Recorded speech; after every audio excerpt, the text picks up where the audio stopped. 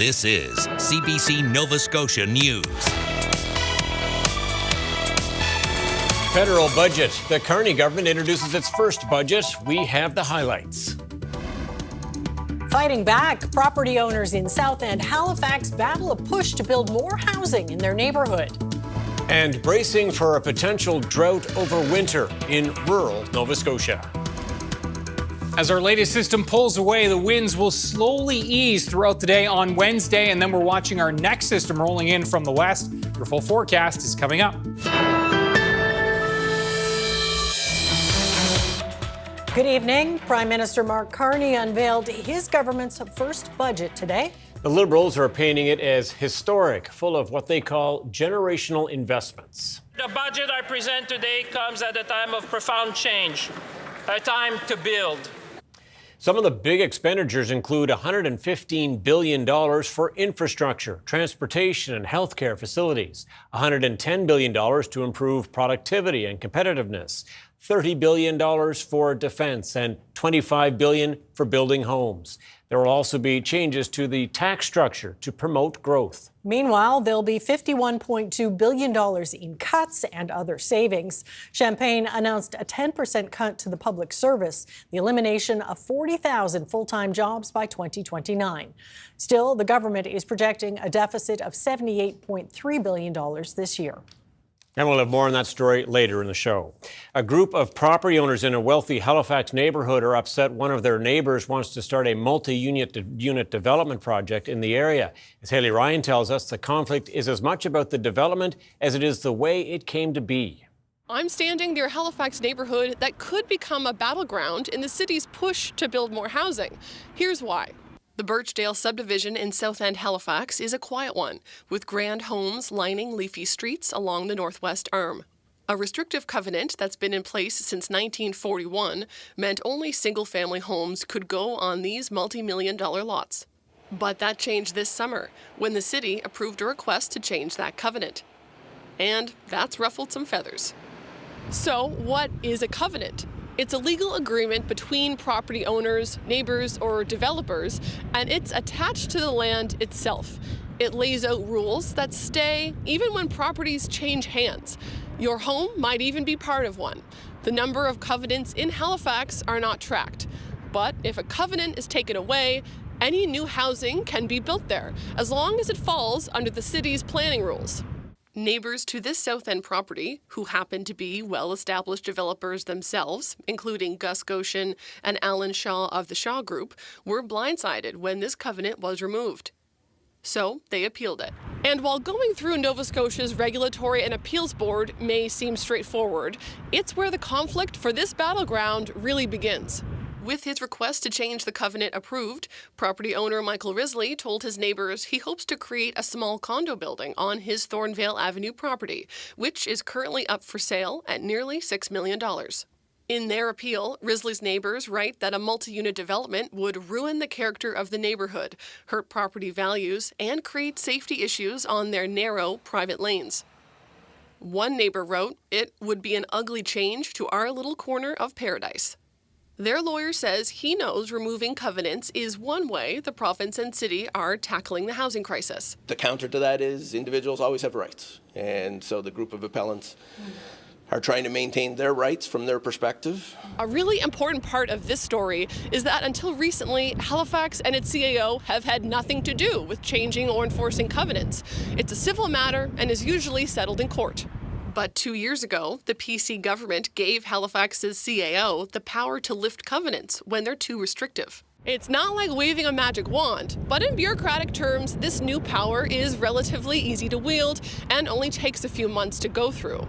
But in spite of that, some feel there are better ways to approach this power. I think it leaves a lot of uncertainties yet to be determined. Dalhousie law professor Jamie Baxter says a better approach would be to track how many covenants there are in Halifax, so lifting them can be part of a broader strategy. I think that there may be much more buy-in from existing residents if there was a process and a kind of regime, that was designed to treat everyone fairly, rather than particular residents feeling like they are targeted, either at random or, for other reasons. Baxter says the new system could lead to a flood of applications bogging down the CAO's office, and then the appeals board or even the courts. Of the 13 requests to change a covenant by the end of October, the CAO's office had approved all but one. A provincial spokesperson told CBC that Halifax needs more housing, and a report on housing barriers showed Halifax staff did not have adequate authority to make planning decisions. The Thornvale case is one of 3 currently before the appeals board. The board is expected to decide before the end of the year whether it will hear these cases, setting a precedent for what is to come. Haley Ryan, CBC News, Halifax. A small rural municipality in Nova Scotia is bracing for a potential drought over the winter. The St. Mary's district is working to maintain a drinking supply for residents with limited budget and staff. The CBC's Julia Negrio went to the community on the Eastern Shore. Our well being dry isn't new to us. Like, our well has gone dry in the past, but to this extreme, never. Amy Simmons' well has been out of water since June. Since then, she has been pumping water from the community river, about 200 meters from her house. But for drinkable water, she can only use the water she picks from the municipality, a 40-minute drive into town. She says the last few months have been challenging, but if the drought continues in the winter, her concern grows. You add -10 and snow to it and ice, it's a whole game changer. This is the reality for many in the St. Mary's district.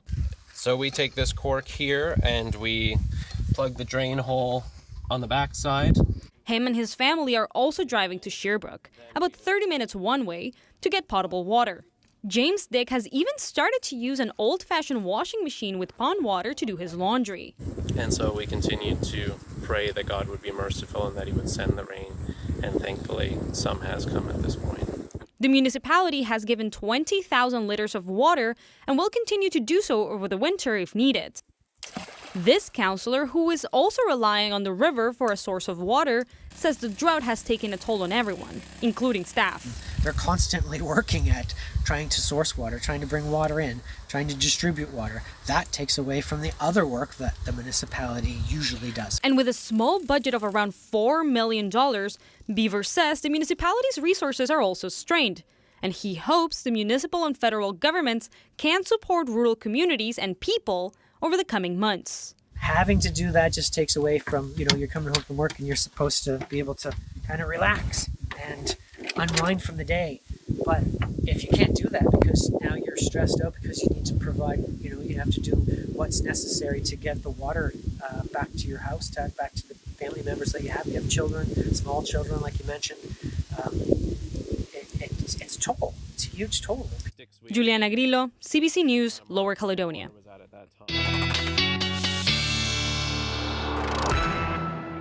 Well, we have some wet and windy weather now. Yes, lots of communities out there looking for more. Yeah, and St. Mary's thankfully received some of the highest totals with the storm last week and with the Halloween storm, and or actually the storm before the Halloween storm, and then we had a Halloween system, and then now this system today. And these are totals through this afternoon, and you can see 30 to 65 millimeters, highest totals up towards Dominion, just outside of Sydney, and you can see kind of a widespread 15 to 25 millimeters across most of the mainland. So a substantial shot. Wind warning still in effect for northern Cape Breton. A special weather statement for Sydney Metro and across the Northumberland shore thanks to the lingering rain and wind, which will continue overnight tonight. Scattered showers. Even into early Wednesday morning, the chance for showers continues in the northeast. It's just Inverness that has a chance into the Wednesday afternoon time period. Increasing clouds for the rest of the region. And then for Thursday, we're looking at more wet weather, periods of rain, and yes, a few flakes mixing in with this one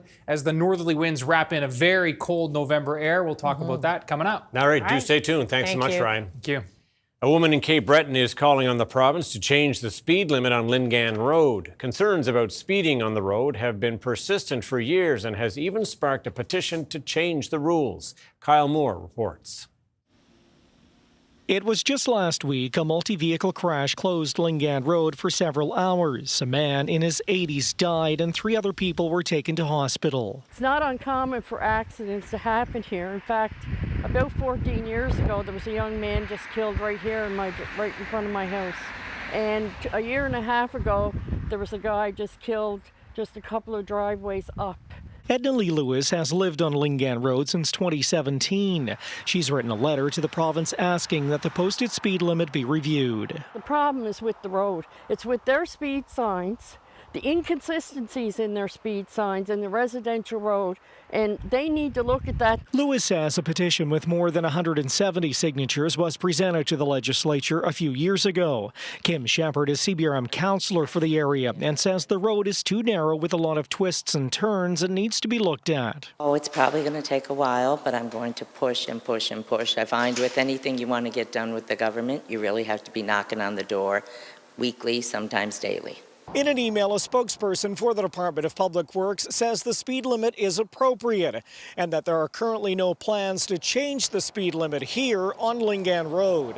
The police are frustrated as well because they're responding to the accidents, and obviously at the end of the day it's up to the province. Lewis says she fears for her own safety. Sometimes I'm very nervous even pulling in my driveway. I have to check my rearview mirror because people are on your bumper and almost like pushing you off the road.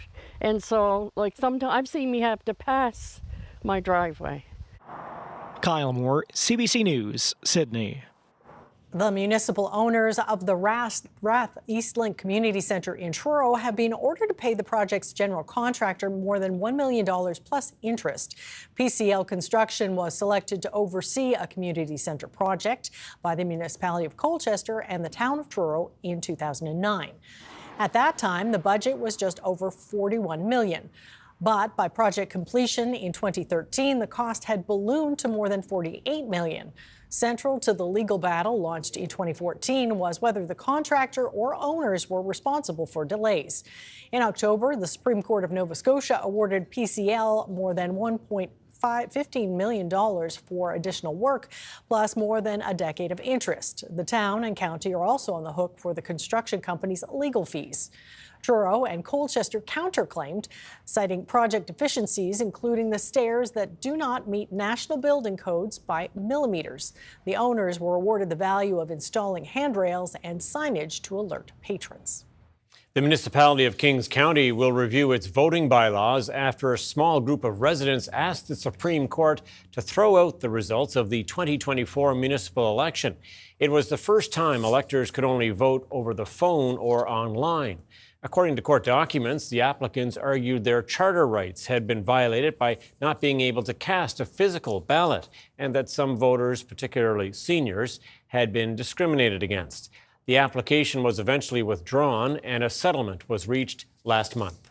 The settlement came out that we would review our bylaw every year prior to, and whether we want to continue with the electronic voting, or whether we would want to go to a hybrid, and that would be reviewed every year. But that's something that we would do anyway. More low-income Nova Scotia residents are now eligible for free transit passes. The province's community bus pass program will provide a free Cape Breton transit pass to people on income assistance and disability support. Their spouses and dependents will also qualify. Over 7,000 people in Cape Breton are eligible. Almost 9,000 people in the Halifax Regional Municipality currently use a bus pass program. It launched as a pilot in 2018 and became permanent in Halifax in 2021. Team Atlantic hit the ice last night as part of the Under-18 Women's National Championships in Newfoundland. And leading the rush is Bryn Evans. 3-on-1 developing here. Evans with Sam.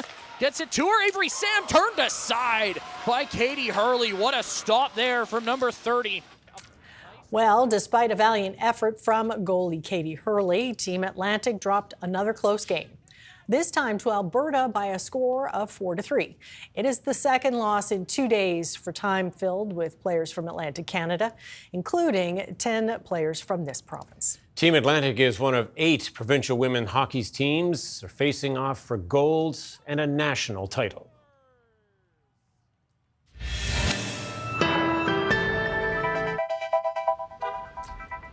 Beautiful look in Dartmouth. Lovely mural there.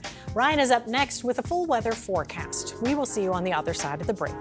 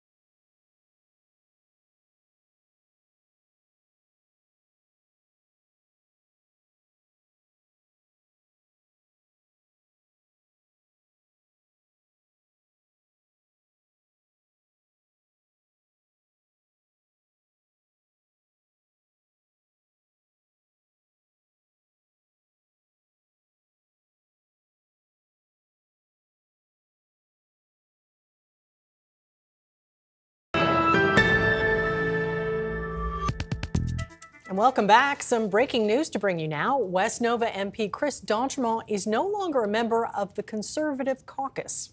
CBC Politics confirmed the move shortly after a report earlier today by Politico that said d'Entremont was considering crossing the floor to the federal Liberals. D'Entremont was the only Conservative MP elected in Nova Scotia during the 2024 federal election. This weather update is brought to you in part by Atlantic Lottery's iGames. Play hundreds of games on the Atlantic Lottery app or at alc.ca.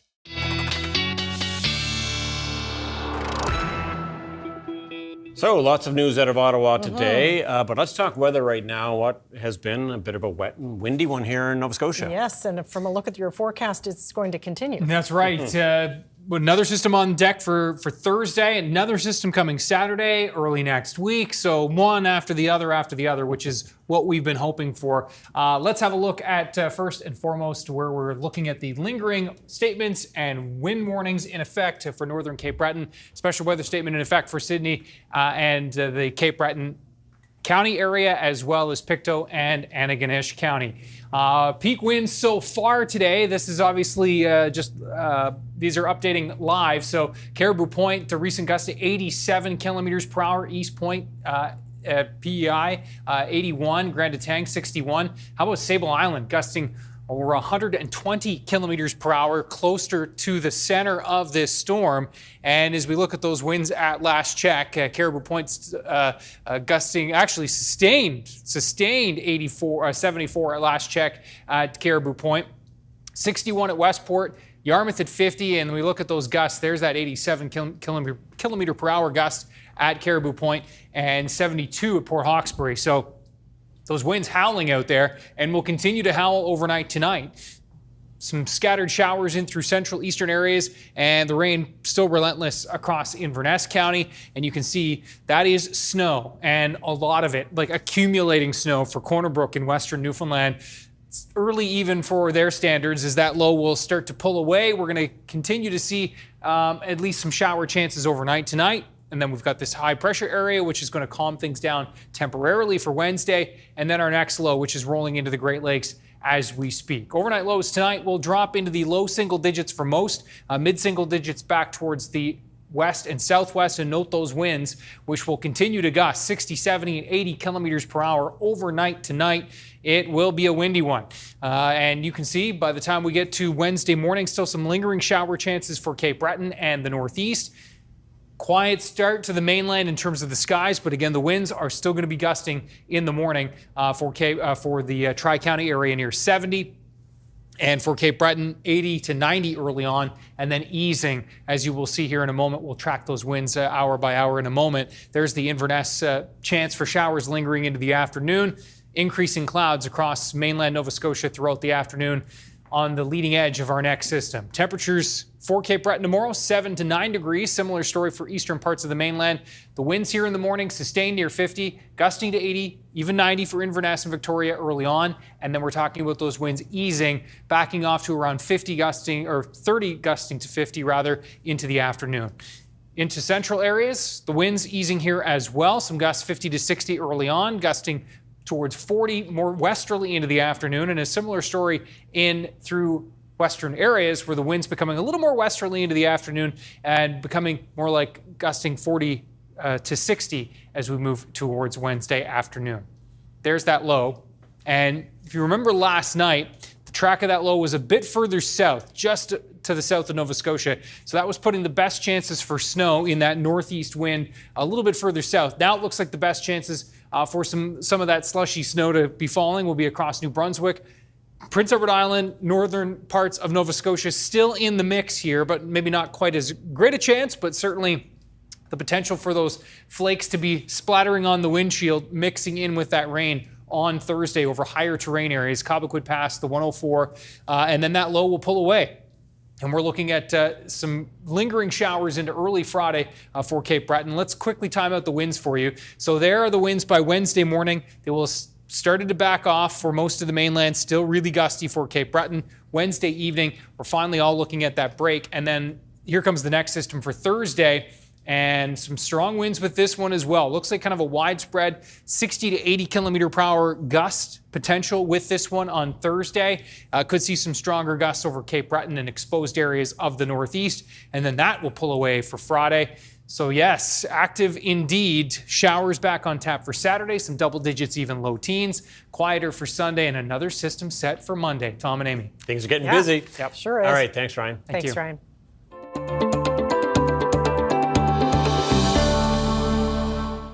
The softwood lumber industry in the Maritimes has been one of the industries hardest hit by Donald Trump's tariffs. But in New Brunswick, it's not just a Trump problem. Provincial producers lost their exemption from U.S. duties in 2017, long before the president launched a trade war.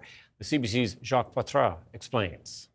In Canada's trade battle with the United States, forestry is the hardest hit sector in New Brunswick. To hear some politicians talk about it, you'd think this is entirely a Donald Trump problem. When U.S. tariffs first hit New Brunswick several months ago... In fact, this goes back years. Of the 45% total surcharge on New Brunswick wood crossing the border, only 10% is a Trump tariff imposed this year. The remainder is a combination of U.S. anti-dumping and countervailing duties in place under Trump and Joe Biden and Donald Trump 1.0. In fact, the whole thing started when Barack Obama was president. Now we're into different degrees of how problematic it is. It was very problematic before. It's still problematic. Ultimately, it needs to get sorted out with some form of a deal. For decades, New Brunswick, like the rest of Atlantic Canada, was exempt from U.S. softwood duties. In 2016, the American industry argued successfully that because the province's 2014 forestry plan increased the amount of lumber from government-owned land, our exports were now being subsidized so much they had to be slapped with duties. That's one thing that I think is missed in all this, is that obviously people will look at what the duties are, the countervailing and anti-dumping duties are under different presidents, but it's really a process that's not determined by each president. This 2022 ruling, for example, says the New Brunswick government is the dominant supplier of wood to a small number of mills, and prices are significantly distorted as a result. In other words, the U.S. says our wood is artificially cheap, unfairly cheap. New Brunswick disagrees. The province has been arguing otherwise for 8 years without success. The Natural Resources Minister says our historic exemption may be gone forever, and it's time for a unified approach with other provinces.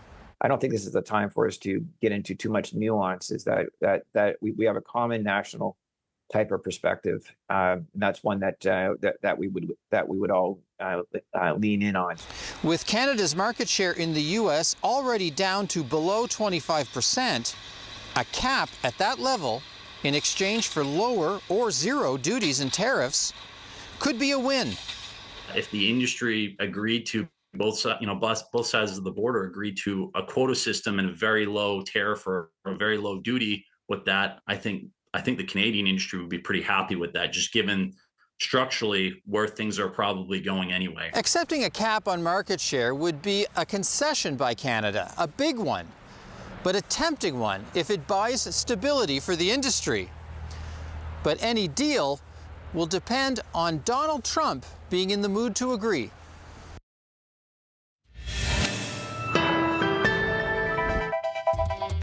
Coming up, a whale sanctuary. Some property owners in Wine Harbor have sent the Premier a letter raising concerns over the project.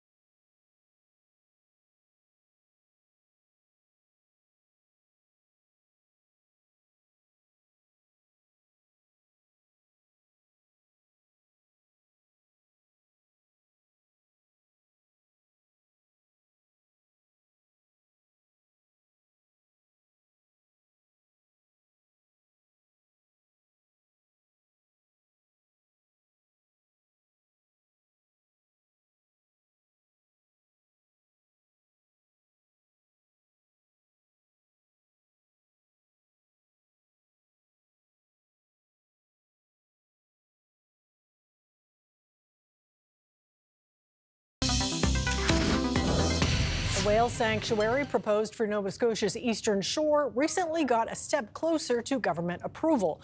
And a property owner in Wine Harbour says her family has felt pressured over the project. We're joined now by Tracy Burns-Gagnon.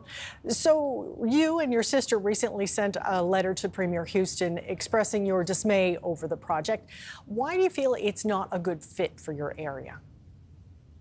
Well, we had our concerns from day one. There were a lot of red flags. We had heard miscommunication or different messages when Mr. Vinnick, the organizer, was speaking to different groups.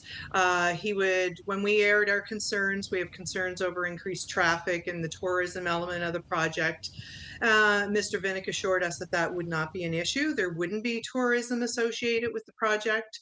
However, his messages to other groups, residents outside our community, in surrounding communities, he changed that message, and he would talk about he would promote it as a tourist site and talk about the educational experience for the children when they were bused to the site.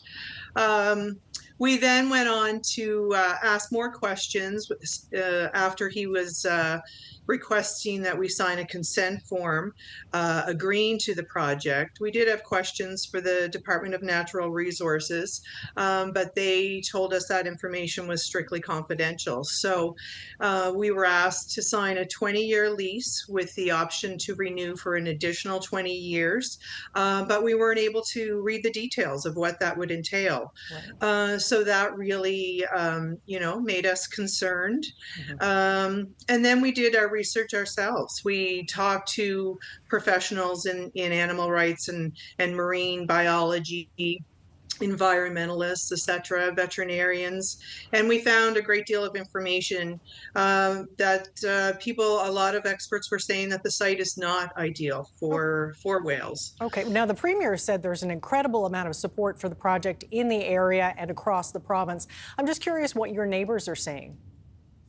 There are a few in the community that are supportive.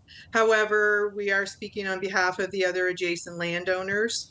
And I believe that the widespread support, that is a misconception, because I don't believe the support is as great as Mr. Vinnick is saying.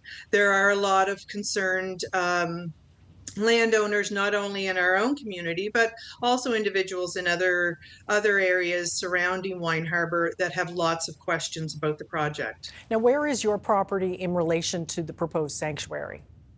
So our property is the largest plot of land that will be affected by the project.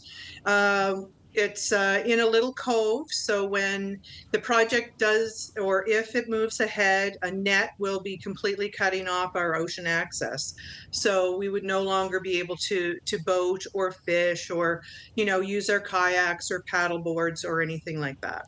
Now, the province has a policy in place that says Cabinet can't grant a Crown lease without unanimous consent from affected landowners. I'm just wondering, how have you been approached for that kind of consent? We were not told. There was no public notice to let us know. So prior to October 21st, when the order in council was issued, we were told, and we knew that the rules were in place, that unanimous consent would be required. So we did have faith and trust in the government that they would uphold their own rules. So we were very shocked and outraged that they would choose to make an exception for an American company and choose a U.S. company over the rights of landowners in Nova Scotia. Do you think you have a legal case? We're pursuing all angles. We do feel that it was procedurally unfair for the government to do this when clearly these rules have been in place for years and years. So we are going to get as much support as we can, and whatever angle that might be. Have you had any response from the province to your letter? I have not yet. Are you expecting anything? I am hoping. We did have our trust in the government to, like I said, withhold their own rules, and we're hoping that we do get a response soon. All right. Well, thank you very much for your time today. We do appreciate it. No, thank you very much. I appreciate it as well. Coming up, major spending and deep cuts. We'll have more on the Carney government's first budget. And Dick Cheney, the powerful and polarizing former U.S. vice president, dies at the age of 84.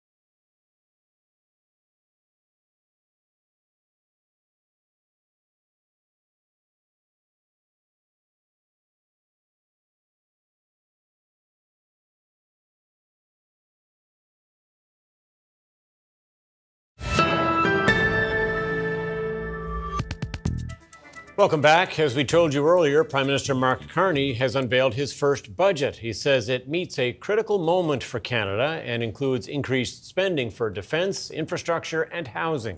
But it also proposes slashing tens of billions in spending, as well as tens of thousands of public service jobs. Kate McKenna reports. The Carney government's first budget hits the reset button after Donald Trump's re-election. Mr. Speaker, when our steel, aluminum, forestry, auto, and agriculture industries were hit by U.S. tariff and trade disruptions, we did not stand by and wait for the storm to pass. It's a budget with big spending and big cuts. There will be $280 billion in capital investments over 5 years, targeting infrastructure, productivity, defense, and home building. This budget is guided by the strong conviction that Canada must remain a nation of builders, of infrastructure and of innovation, of trust in public institutions and hope for generations to come. But it also includes $60 billion in cuts, including 40,000 public sector jobs over 5 years. We need to bring back the civil service to a more sustainable level. It also includes a massive deficit, coming in at over $78 billion, still less than some economists predicted. The government's books remain sustainable. I suspect that pretty much any other G7 country would happily trade places with Canada right now with our deficit number, including the United States. All of this happening with Trump's tariffs and aggressive industrial policy in the background, and Canada's own economy lagging. Prime Minister Carney may have been handed one of the worst decks to play cards with. Like, these are some of the worst cards you can imagine. There's not a lot of wind at his back in terms of the economy. Mark Carney will need to sell this budget to Canadians, but also to the opposition parties. In a minority parliament, at least some opposition MPs will need to support it or abstain in order for the budget to pass. If it's voted down, that could trigger an election before the end of the year. Kate McKenna, CBC News, Ottawa. With such a huge new deficit, winning over the opposition will be a challenge. In a statement, Conservative leader Pierre Poilievre is demanding a more affordable economic plan, saying Canadians have had enough of sacrifice. And the only other party leaders, one of them, is saying are even willing to consider backing it. I hardly see how, after having met with our caucus tonight, we could vote in favor of this budget. Those $78 billion of deficit, whatever tricks they want to invent. There's nothing of what we did ask in the budget. I can tell you that New Democrats are going to take the time to study this budget. We're going to consult with stakeholders. We're going to talk to Canadians, particularly working Canadians, and review this budget to see if this budget passes our lens of whether it works for working Canadians. It is voting day for millions of people in the U.S. who are casting ballots in some state and municipal elections, including in New York City, where the mayoral race is so important, even the U.S. president is watching and attacking the leading candidate. Chris Reyes has the details. Zoran Mamdani is the surprise frontrunner in the race to lead the largest city in the U.S. His matchup with former New York Governor Andrew Cuomo has revved up voters. The two couldn't be more different. Cuomo is about as established a name as you can get in the Democratic Party. He ran this state as governor for more than a decade. And newcomer Mamdani shot to prominence when he beat Cuomo to become the party's nominee in this mayoral race, forcing Cuomo to run as an independent. He's 34 years old, a self-declared Democratic socialist, and if he wins, he would make history as the youngest and first Muslim mayor of the city. We're all from Mamdani, all ages. There's a whole group of us. Tell us why you're voting for Cuomo. Because he can organize a city as well as a state. I think he's competent. And that's exactly what Cuomo has been pitching. His experience, his slogan, ready on day one. He also says he's the right person to take on President Donald Trump, who has leveled threats against New York, including pulling billions of dollars in federal funding if Mamdani wins. Trump has also urged voters to choose Cuomo. I'm not a fan of Cuomo one way or the other, but if it's going to be between a bad Democrat and a communist, I'm going to pick the bad Democrat all the time, to be honest with you. The popularity of Mamdani's campaign platform has caught some off guard here in New York, the financial center of the country, a symbol of capitalism. He pledges higher taxes on corporations and the city's wealthiest, free buses, no-cost childcare, and government-run grocery stores. We are on the brink of making history in our city, on the brink of saying goodbye to a politics of the past. This is the most important election of my lifetime. This is going to determine the future of the city of New York. New Yorkers are expected to turn out in record numbers. More than 700,000 have already voted early. That's 4 times more than in the last election. Chris Reyes, CBC News, New York. One of the most powerful vice presidents in U.S. history has died. Dick Cheney was 84. He was second in command under George W. Bush and served 2 other Republican presidents. Willie Lowry looks at the legacy Cheney leaves behind. Dick Cheney leaves a complicated legacy, but one that is perhaps unmatched in Washington. He is widely regarded as one of, if not the most powerful vice presidents in U.S. history. He helped to steer the country in the aftermath of the September 11th terror attacks, and he was a major proponent of the wars in Afghanistan and Iraq. He defended his administration's decision to go into Iraq, despite no weapons of mass destruction ever being found. The suggestion that's been made by some U.S. senators that the President of the United States or any member of this administration purposely misled the American people on pre-war intelligence is one of the most dishonest and reprehensible charges ever aired in this city. And in those post-9/11 years, he presided over a period marred by allegations of torture and the mistreatment of detainees, something that has left a dark stain on this country, but one that he continued to defend until the end. And Cheney's final chapter, however, was perhaps a surprise to many. His final years were spent as a vocal opponent of President Donald Trump. He spoke out against the attempted insurrection on January 6, 2021. His daughter Liz Cheney, who like her father represented Wyoming in Congress, was one of the leading Republicans on the House Select Committee that looked into January 6. Together, they were some of the loudest voices within the party to speak out against Trump. Cheney even endorsed Kamala Harris as the Democratic candidate for president during last year's election, but he dies somewhat a pariah from his own party. Republicans essentially cast Cheney and his daughter aside, embracing Donald Trump and the MAGA movement instead. Willie Lowry, CBC News, Washington.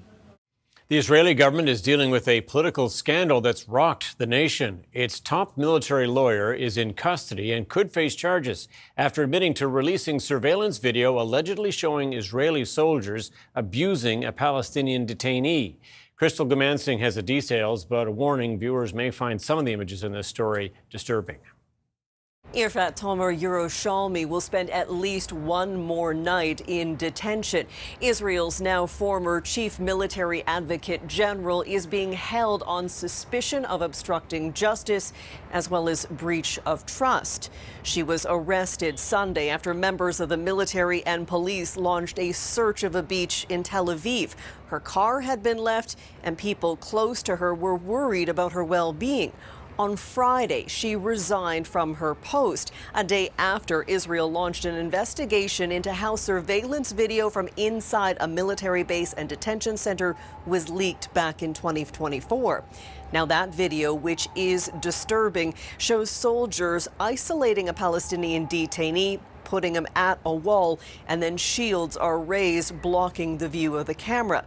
It's alleged that detainee was physically and sexually assaulted. 5 soldiers have been charged. They deny the allegations and have not been named.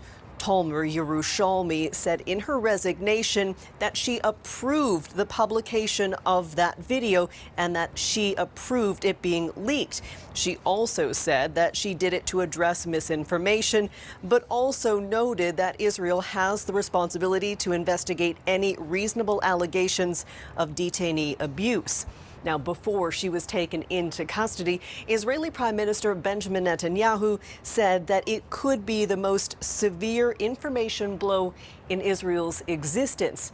Israel's defense minister, Israel Katz, also condemned her actions, saying it resulted in a blood libel against Israeli soldiers. As for what happens to her next, we're waiting to see if her detention is extended past Wednesday or if charges will be laid. Crystal Gamansing, CBC News, Jerusalem. A CBC News investigation has uncovered complaints from Cuban citizens who worked at well-paying jobs in Canada but could barely get by. They say most of their Canadian income was confiscated by the Cuban government. Evan Dyer has the details. CBC News has agreed to hide this man's identity to protect his family from reprisals in Cuba. He's a professional who worked in Alberta for a joint venture between Cuba's state mining company and a private Canadian company, Sherrod International. On paper, he was paid close to $100,000 annual salary, but the pay slips don't tell the whole story. As soon as you arrive, you realize that this is a naked abuse. You work like any Canadian here, but you only get a miserable salary. Como cualquier canadiense aquí. He says the former Cuban CEO of the Sherritt refinery in Fort Saskatchewan, Alberta, told him that Cuban workers had to wire transfer between 80 and 90% of their net pay to the Cuban government. We bought most of our food at Dollarama, which had the lowest prices, and for everything else, garage sales. Some turned to food banks, he said. The confiscation of wages is normal for Cubans working abroad, says this researcher. These people are not used to thinking, I have the right to take a vacation. I have the right to take my family to the movies. No, they're thinking survival. But Sherritt's Cuban workers knew they were being exploited.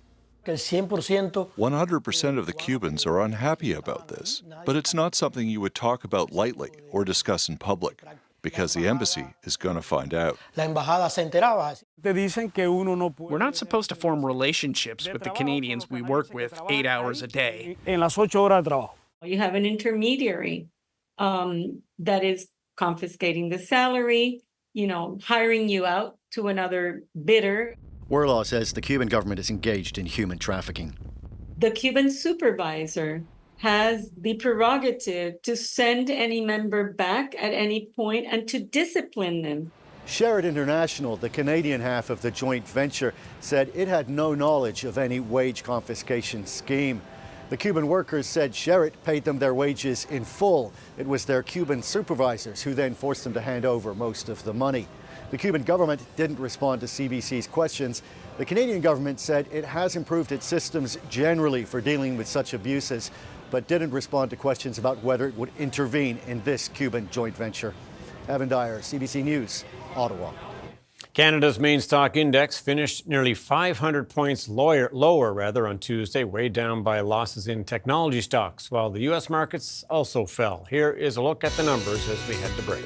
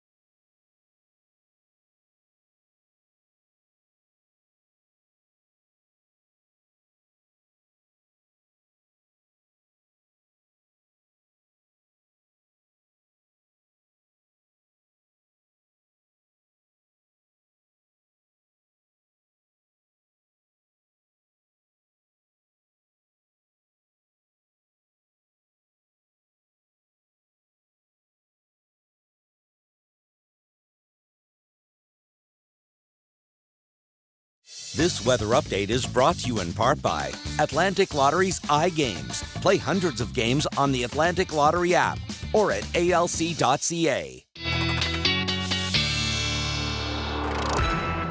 All right, well, I take it by now everyone has adjusted to the time change. Slowly. Yeah, it takes a little bit of getting used to, doesn't it? Yeah. It does. The morning sun is nice. I was just going to say, the mornings are great, the evening's not so great. Yeah. Middle of the day is fine. Middle of the day is fine, but noticeable even in the middle of the day that sun angle is getting lower and lower and lower as we creep towards December 21st. Have a look at our viewer picture of the day on this theme. And we're going to move into Dartmouth, and a beautiful shot here from Joseph Robichaud. It's kind of neat, isn't it? It is. Cool. And yeah, you can see even there that how long that shadow is from that bench. And certainly the November shadows are noticeable, aren't they? Yeah. Yep, with that sun angle, again, a little bit lower. Thanks to Joseph for sharing that. Okay, so a chance for showers lingering in the east overnight and into Wednesday morning. We'll see that chance for showers primarily by Wednesday morning, lingering for just Cape Breton into the afternoon. The chance will last across the Inverness County area, wrapping up for Sydney Metro. And notice across the mainland, we're increasing the clouds throughout the day as that next system does move in. Let's look at the winds, because they have been a big story today. They will continue to be a big story along the North Shore tonight and into Cape Breton, especially also towards the Tri-County area. As we run you through the timeline, note into the afternoon tomorrow, those winds still gusting near 50 kilometers per hour for the mainland, stronger still in the northeast into Cape Breton, and then into Wednesday evening, we will watch those winds back off. Next system approaches for Thursday. This one's really going to be track dependent, and if the track is right over the center of Nova Scotia, which now it appears to be, we'll see again a southeast wind for Cape Breton, a northwest wind for the North Shore, for the valley rather, an easterly wind for the North Shore, and that's just, once that low moves off to the east, that's when the winds are really going to kick in Thursday afternoon. Widespread gusts 60, 80 kilometers per hour, some stronger gusts along parts of the coast, and that is the system there, which may have a few flakes mixed with it over higher terrain areas of the mainland. And yeah, a little shot across the bow. Just a reminder of if you don't have your snow tire appointment booked yet, probably a good time to make the appointment. Sure. Okay, thanks for that, Ryan. Well, cookie brand Oreo is introducing some new flavors to celebrate American Thanksgiving. Cranberry sauce, pumpkin pie, and apple caramel pie are obvious choices to twist, lick, and dunk. Well, there's also sweet potato, cream corn flavor. Good heavens. How about Oreos covered in fudge that taste like turkey and gravy? No thanks. These limited edition line flavors are inspired by the holiday season. Americans celebrate Thanksgiving on November 27th. They are trying. Yeah, a couple of those sound okay. That's it for us tonight. Thanks so much for watching. We'll see you next time. Good night. Good night.